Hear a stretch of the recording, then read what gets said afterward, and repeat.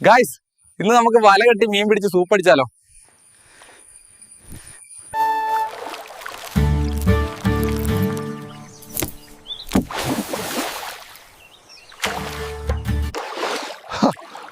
ഓ മതി, എന്തോ വന്നിട്ടുണ്ട് ഗായ്സ്. ഇനി നമുക്കിത് വലിച്ചെടുക്കാം. എന്തോ കനത്തിന് വന്ന് പെട്ടിട്ടുണ്ട് ഗായ്സ്. ഓ ഓ യോ ഗൈസ്, ഇത് ചീങ്കണ്ണിയാണല്ലോ. മീൻ പ്രതീക്ഷിച്ച് വന്ന് നമുക്കൊരു ചീങ്കണ്ണിയെ കിട്ടി ഗൈസ്.